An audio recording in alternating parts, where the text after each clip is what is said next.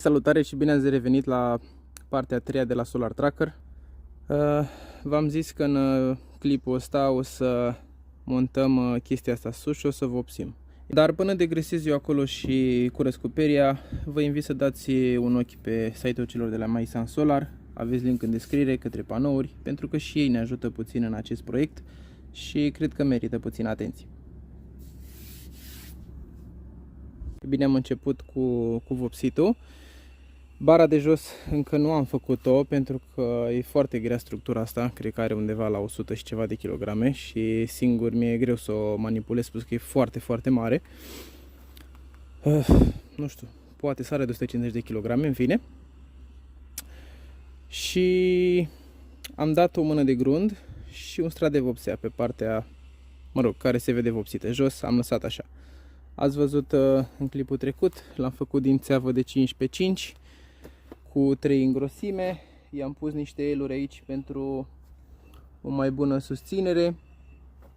Iar acolo în spate avem partea fixă oarecum, care se rotește împreună cu grupul și rolele de ghidaj. Aici va trebui să desfac grupul, să desfac rolele, să pot vopsi cum trebuie. Între timp a și plouat puțin, dar și aici am șlefuit, am frecat cu peria de sârmă și după am degresat și am vopsit. La fel trebuie să fac și în această situație. Am sărit un pic etapele astea pentru că sunt foarte plictisitoare. Chiar și vopsitul mie nu-mi place deloc să fac asta, dar n-am decât. Așa că abia aștept să termin. Ok, o să mă grăbesc un pic că e și norat, se anunță ploaie după amiază, așa că sper să fac cât mai repede și o să revin cu update-uri, poate o să și filmez un pic, nu știu, o să văd. Momentan curăț, degresez și vedem după.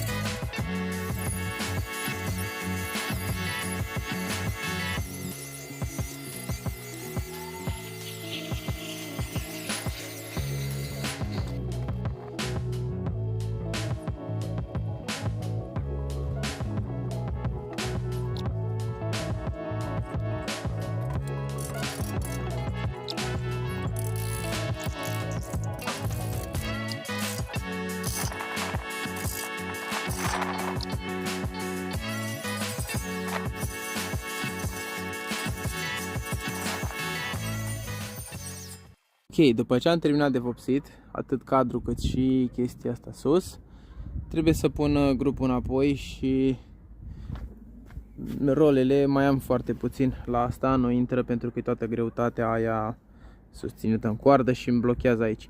Așa că atunci când o să-i eliberez o să-i revină la normal și trebuie să prind grupul acolo sus.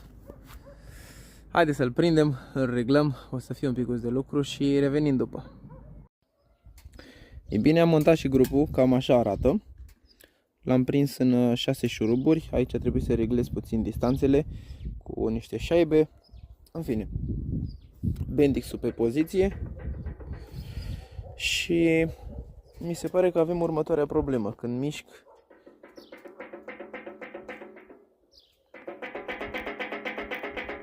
Mi se pare că aici e puțin flexibil și face așa. Fapt pentru care m-am decis să mai cumpăr un lagăr și să-l prind exact în această zonă. Cu suport la fel sudat pe țeavă pentru a opri această mișcare sau a reduce-o cât mai mult. Așa că momentan mai avem ceva de lucru. Ăsta merge destul de ușor.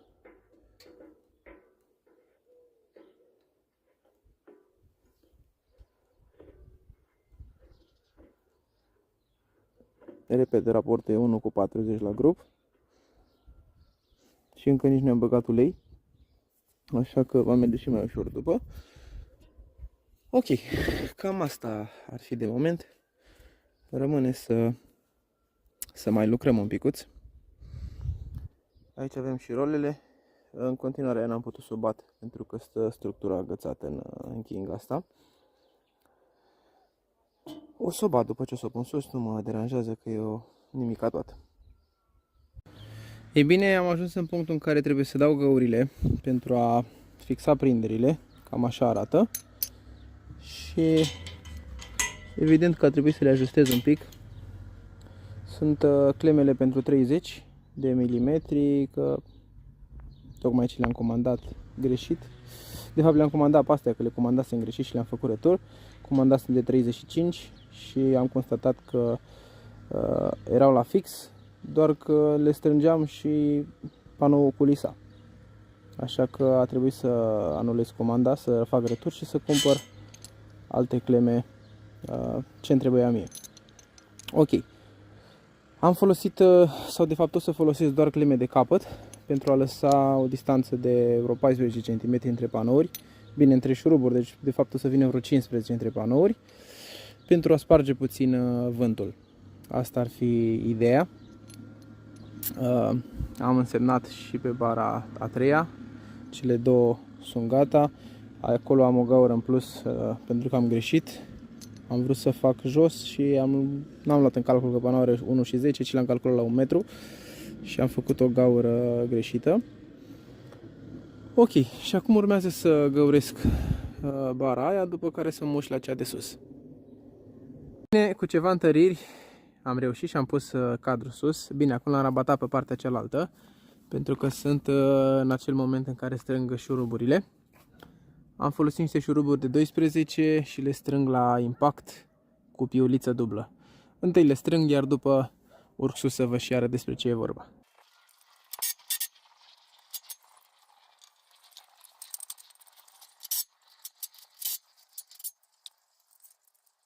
Treaba stă cam în felul următor. Avem lagăre numărul 207, pe 207 după cum se vede. Îi iau găurile de 16 mm. Eu le-am pus șuruburi de 12, piuliță cu șurubul, pardon, cu șaibă pe partea asta, iar pe partea asta șaibă și două piulițe.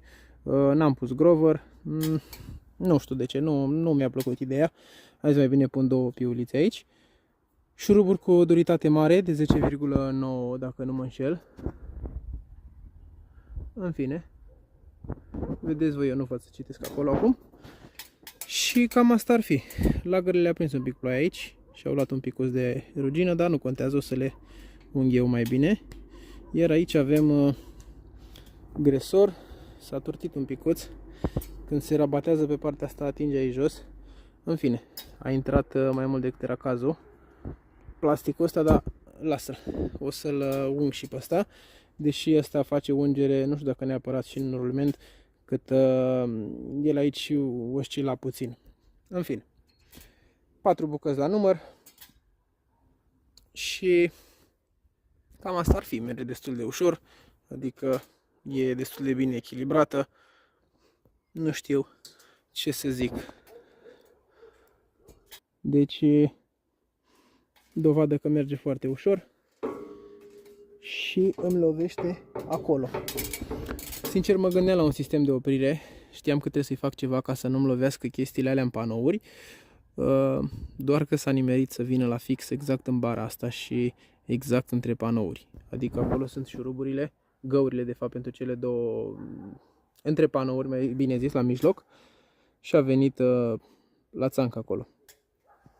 Așa că am scăpat de o grijă și trebuie să-i fac partea de basculare. În poziția asta nu știu exact ce unghi avem, deși putem măsura chiar acum. Ok, deci avem un aproximativ de 52-55 de grade înclinația asta. Știu că trebuia până la 60, dar așa s-a nimerit. Mai bine zis. Nu cred că e un disconfort prea mare și nu cred că ar fi nevoie de mai mult. Neapărat. Dar vom vedea dacă e ceva. Putem distanța cumva aici. Să iau niște șuruburi mai lungi și să mai pun încă un 5x5 să dublez o porțiune mai mare. Nu cred că ar fi un efort prea mare. Decât că ar trebui să dau panourile jos. Și chestia asta și să fac din nou. Dar o putem lua în calcul pe viitor. Ok, v-am zis despre Lagerex 207, dar nu v-am zis interiorul. Avem aici un ax de 35 de mm. Este un ax, nu știu cum îi zice, în orice caz e foarte exact pentru cota de rulment. Aveam o bară destul de lungă din chestia asta și asta fiind cea mai groasă am ales lagărele astea. Mă gândesc că va fi cazul să țin. Aici avem un 5-6 mm de carne, cred că 6 mm. Nu cred că ar avea unde pleca. Ok, singura chestie care o văd o slăbiciune, trebuie să mai cumpăr un lager din asta să-l folosesc exact aici, între cele două șuruburi. Priviți de ce, dacă mișc stânga-dreapta, îmi flambează axul, îmi face așa, ceea ce nu e ok.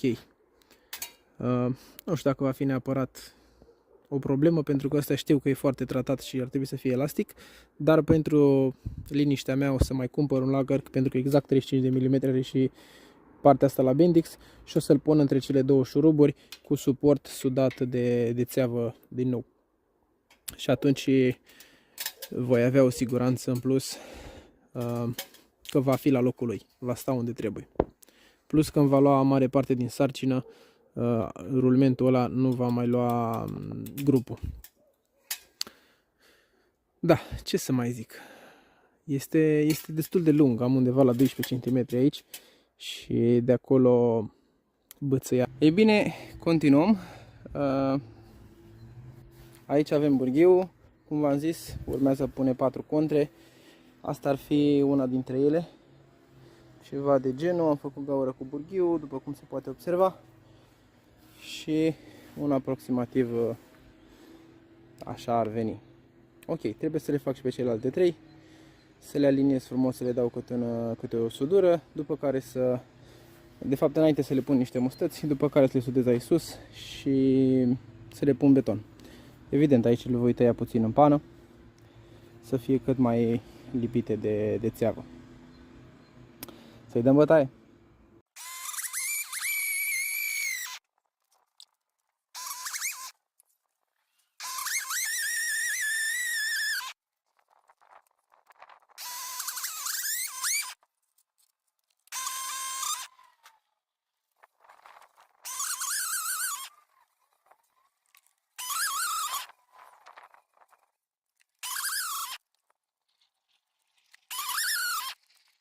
Ei bine, cam ceva de genul va fi, aproximativ. Și așa arată mai de la distanță. Ce pot să zic? O să vină decupate, o să le aliniez chiar acum, să văd cum o să le egalez cât de cât, pentru că vă dați seama, n-am cum să-mi dau seama așa din ochi. O să le măsor între ele, sus, jos, vedem. Și da, revenim. Ok, le-am aftuit să stea aici cât de cât pe poziție. Le-am sudat mustățile, niște plase STM de 4, care își va face treaba, zic eu. Ok, da, sunt ceva rosturi pe acolo, nu contează, m-am chinuit să le aliniez, să le fac cât mai drepte posibil. Nu știu cât am reușit, în fine, nu contează chiar atât de mult până la urmă. Între timp am făcut și suportul ăsta pentru lager, l-am găurit, l-am sudat. Cel care vine sus să țină cât mai fix acolo la grup, la pinion. Și urmează să-l vopsesc pentru a-l putea suda, pentru a fi mai ușor după, să nu mă chinui prea tare. După care prindem sus rulmentul ăsta și sudăm și chestia asta pe poziție, după aia debitată. Ok, hai să-i dăm bătaie. Cam așa arată și lagărul ăsta montat pe reductor. Cam asta e șmecheria cu el. Am făcut aici și sistemul de cuplare între motoraș și grup. Două piulițe două piulițe găurite și așa mai departe, se vede cum sunt. Și acum urmează să le dau două afturi de sudură, după care prindem grupul sus, punem cadrul ăla pe chestia asta și sudăm pe poziție. Ei bine, am terminat și cu vopsitul, cam așa arată. Și ce am mai făcut? Am găsit capace gri, exact în culoarea asta, parcă erau de aici. Super!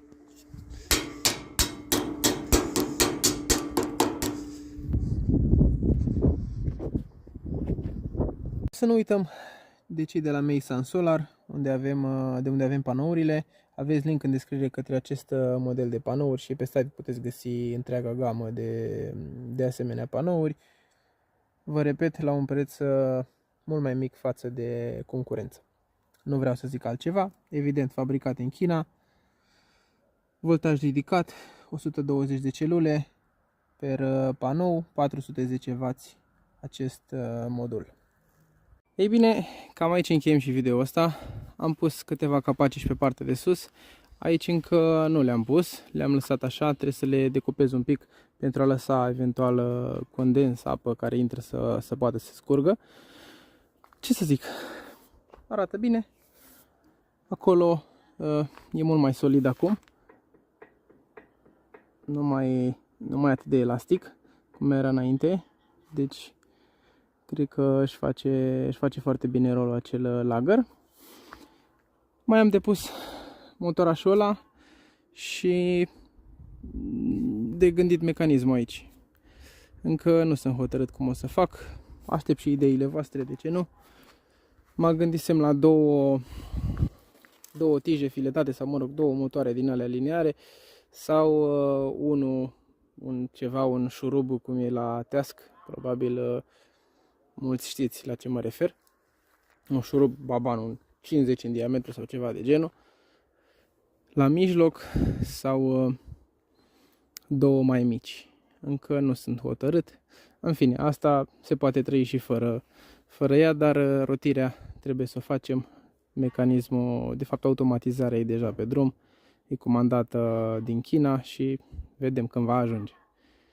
Dar până atunci, cu siguranță o să montăm panourile, cel mai probabil în clipul viitor. Aici ne oprim. Jos acolo arată ca o mică rachetă. Și ce să zic, până data viitoare, mult soare!